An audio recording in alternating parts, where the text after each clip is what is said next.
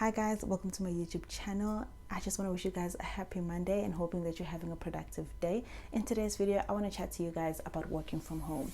I've been working from home for the past year and I have learned a lot of things along the way that I want to share with you guys. I want to share with you guys a few tips, tricks, apps, tools, and a few rules that I've learned along the way. So please stay tuned if you want to up your working from home game, or you're just interested and want to know how it feels like to work from home. If you have any questions about what I'm going to say in this video, or something is just not clear, please feel free to post your questions in the comment section and I will definitely get back to you with the answer that you're hoping for. Well, at least I hope so.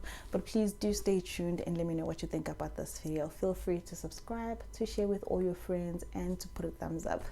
Thing that I'm going to discuss about working from home is your working from home setup. Right now, this plays a huge role on your productivity and your mental state and the amount of work that you get to do. So when I started working from home, I was using my study desk. I had a study desk that I got from Decofriend. I got that desk I think for less than R1,000. It's a proper office desk. I got the color that I wanted, and I got a chair. I got a chair from Decofriend as well. That chair was like 150 to 250 rands. I think I got it on a special when it was 150. So that just did it for me, right? That was a bonus for me because I quickly set that up in my room, and I'm a person who loves natural light. Like, natural light helps me think, helps me focus, it helps me do what I need to do, right?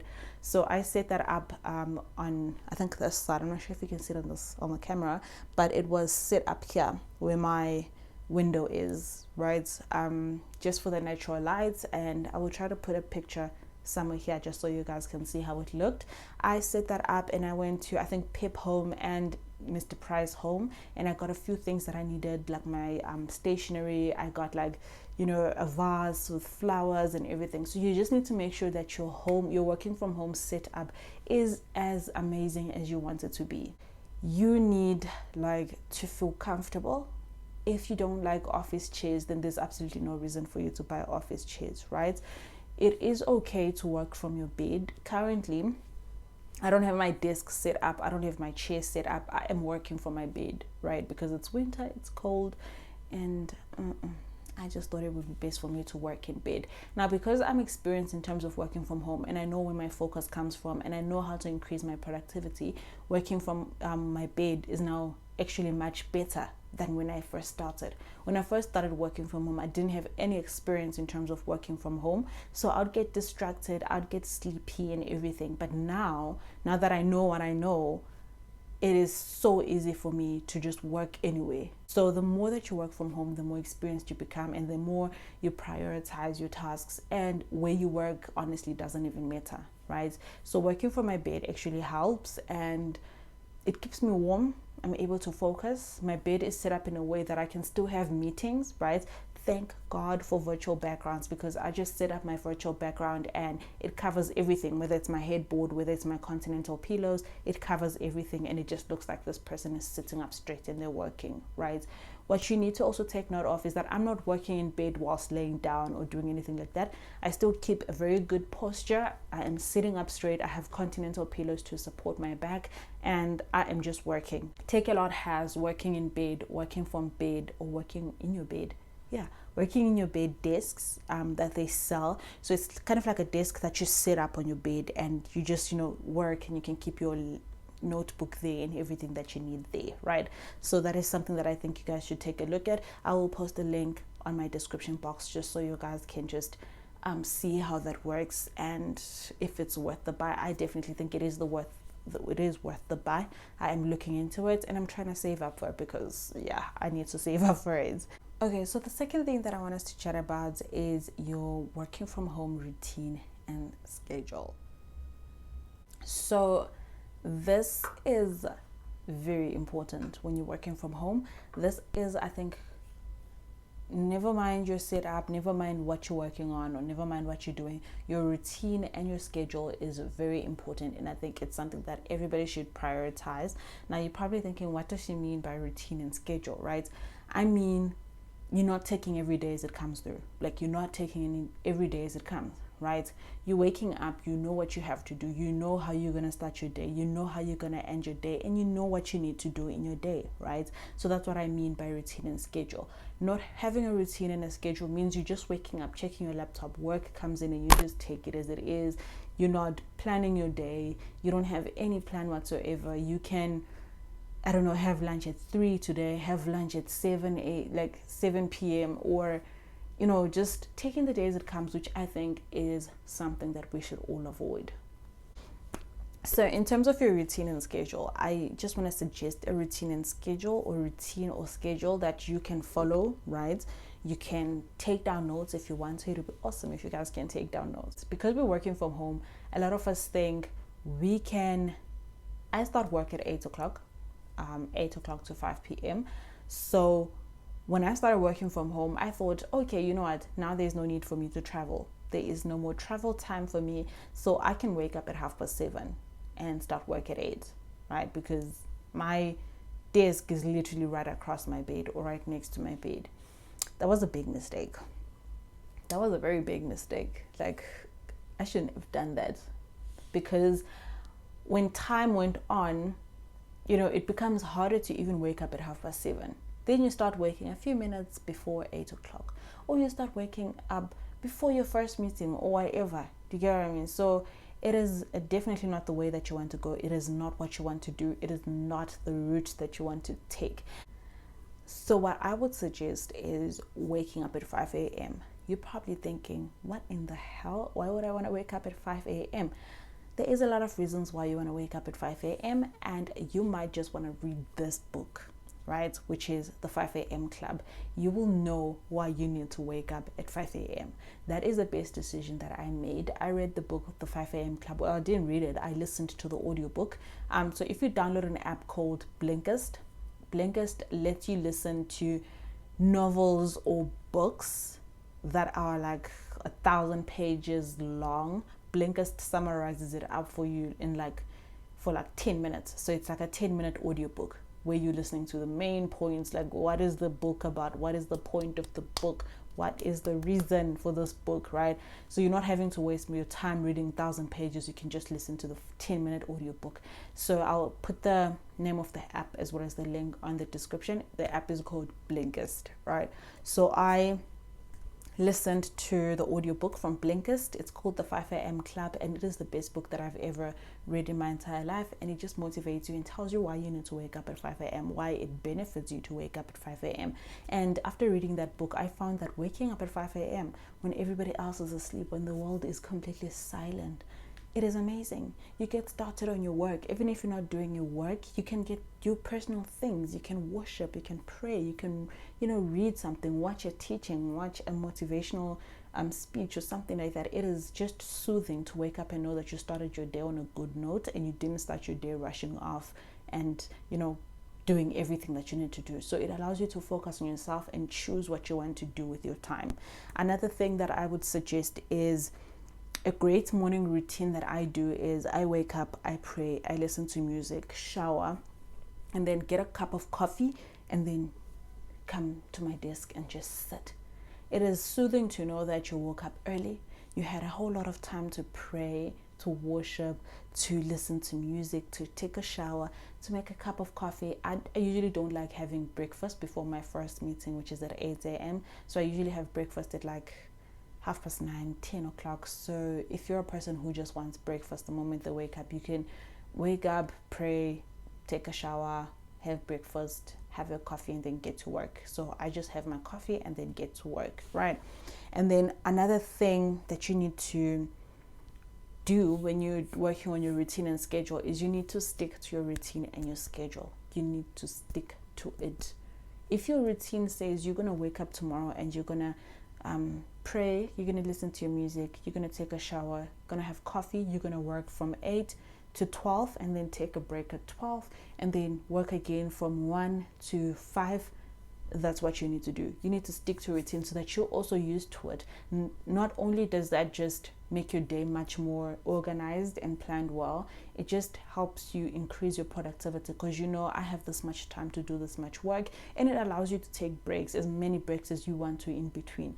I mean, our bosses should also understand that we're working from home, so we need to stand up regularly. We need to, because now we're not standing up to go far for coffee, we're not standing up to go to the shops for lunch. No, now everything is like 5 meters away, 5 centimeters away, depending on where you work in your house. So that is something that I think is very important, sticking to your routine and trying not to jumble up your schedules. One thing that you also need to do is you need to set ground rules with people that you work with, people that you stay with, right? So you need to set up your ground rules with people that you stay with. By this, I mean that I currently stay with my flatmate. So she is also working from home as I am, and we have rules that we didn't even need to discuss, but because we're both working from home, things just automatically set themselves together, right? We have rules that we didn't even have to discuss, that we just automatically set, right? Like, for instance, making noise and all of that, we would put on our headphones, playing music on loud, we wouldn't do that. Or, just walking in on someone whilst they're in a meeting, knocking, first listening through the door if they're in a meeting, and then knocking and all of that. So you can also do that with your family. They must also understand that you're working from home.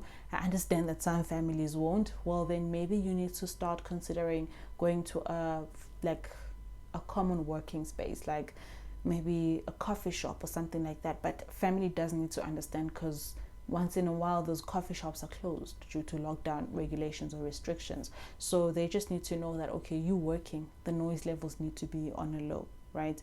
She's working, we need to understand that, they can even help you out, make lunch for you and stuff like that.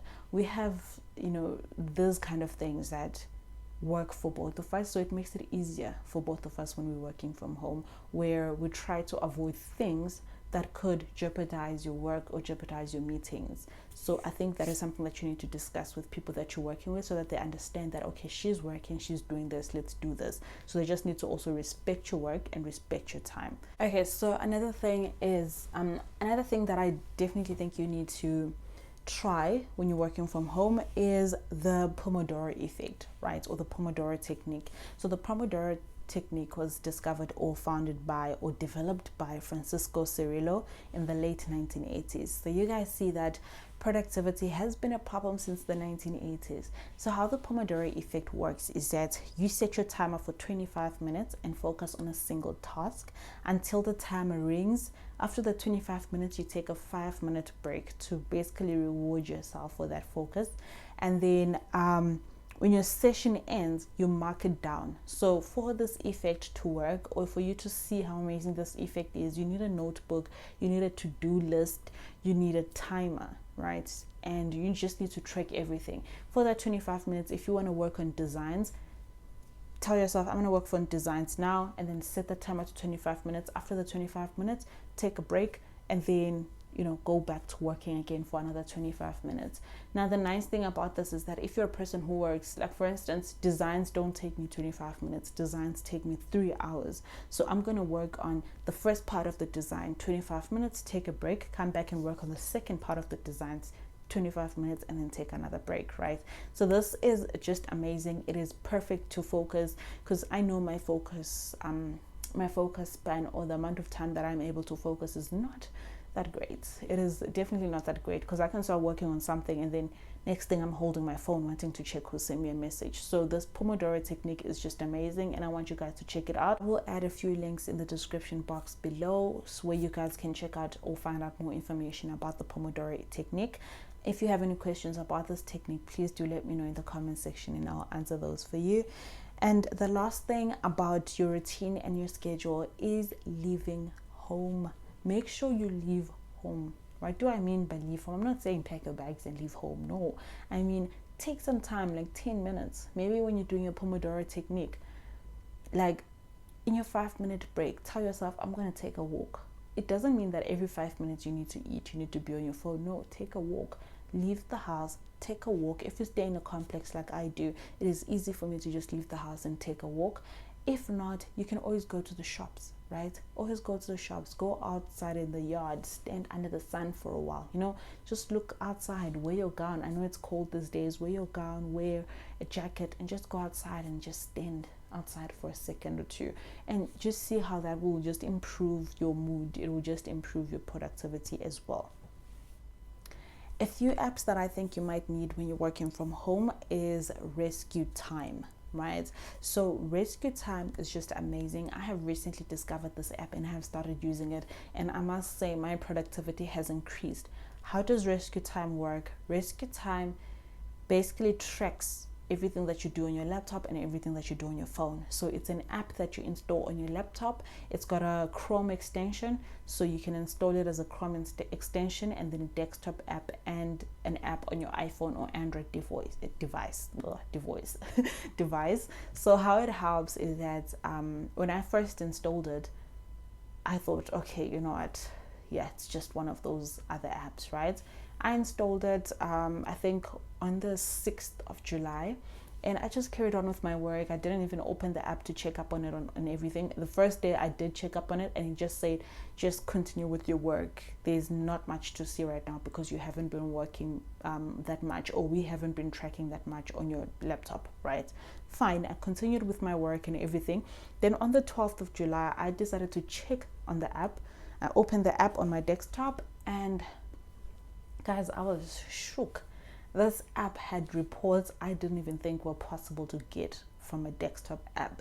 Like, it was telling me at 12 p.m. you did this, you spent this much time on YouTube, you spent this much time designing on PowerPoint. And it helps so much because it allows me to see, like, it categorizes every task, whether it's a distraction, very productive, neutral, or very or just a normal distraction, right? And the first time I opened the app, like, my bar was full of reds, and those are a lot of distractions. So the distractions are maybe your YouTube, or maybe Googling things that are not related to your work. So sometimes it is able to tell that this is part of your work, this is not part of your work. It just helps you track all of that. And the more you see the distractions, the more you determine to just cut down on those distractions, and it helps with that productivity. So I think you guys should definitely check it out. I will put links to all these apps on the description box. And then another app that you guys need to also check out is the Pomodoro. So I have explained what the Pomodoro Technique is. The Pomodoro just helps you, it acts as a timer, right? If you don't want to use your phone timer, you can use the Pomodoro timer, which is available on app stores or on the Google Play stores.